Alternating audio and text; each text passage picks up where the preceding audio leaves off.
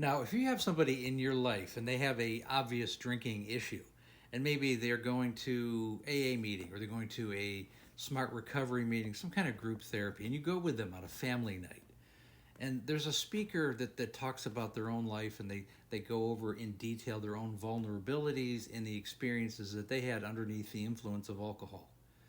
And then your loved one takes that and they turn to you and they go, well, I may be bad, but I'm not as bad as that person. Okay, if you have any conversation or any quote anywhere in the range of that, I'm not as bad as that person. I know I have a problem, but I'm not as bad as that person. That means they still have not taken culpability or ownership of their problem. I'm not as bad as that person essentially means I don't think I'm really have a problem because look at that, I'm not as bad as that person. Without the realization that this is a progressive disease, yes, you're not as bad as that person yet. And what people have to realize is that this is a progressive disease. If nothing gets in its way, if nothing is done to combat the disease, it will progressively get worse. You know, take for my wife, for example. In the early days when I first met her, she drank a couple of glasses of Chardonnay. 10 years down the road, those couple of glasses a night became a bottle a night, like a quart bottle, which is 0.750 liter. And then she, graduated to 1.75 liters, which is essentially half a gallon of wine, almost 2 liters of wine a night. And I'm talking 7 days a week. And then eventually, when she got into the later stages, it developed into anything she could get her hands on because we began to shut her down.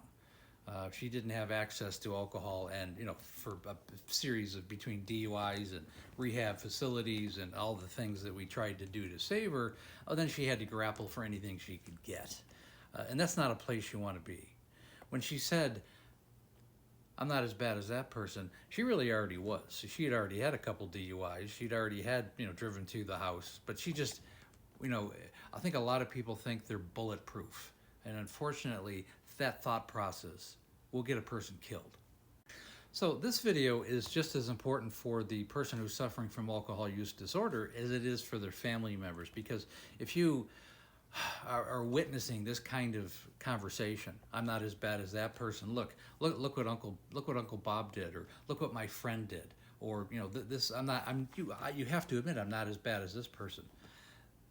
Yet it's not a matter of when. It's not a matter of if. Rather, it's a matter of when. It will continue. So it's so essential to nip it in the bud the earlier that you can. You need to start going to group therapy. You need to use naltrexone. You need to delve into it. Okay, you need to figure out your purpose in life. Again, I've gone over this before. It's all about finding reasons to be here. Okay, you need to exercise. You need to do something creative in your life, and you need to shore up your relationships. You need to build your relationships rather than tear them down, which is what alcoholism does. And again, the opposite of alcoholism is being connected. Okay, not isolating, but being connected to other people. That's the greatest combatant against alcohol use disorder. And again, it's very important as a family member to understand the verbiage that the alcoholic is using in their day-to-day, conversations. If they're saying things like, "I'm not as bad as that person," "I don't think I'll ever get to that point." Well, what are they doing exactly to not get to that point?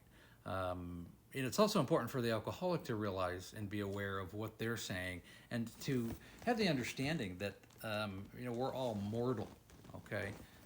And combating this disease is essential for a healthier, happier life, not only for the alcoholic, but for everybody in their vicinity.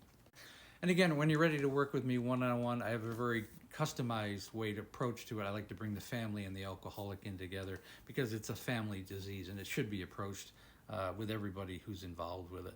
And again, please like, share, and comment. We also have a Facebook group called An Alcoholic in the Family. It's the second group because the first one filled up. And again, I also go live every night right around 6 o'clock Pacific Standard Time, 9 o'clock Eastern Standard Time. And again, thanks for listening.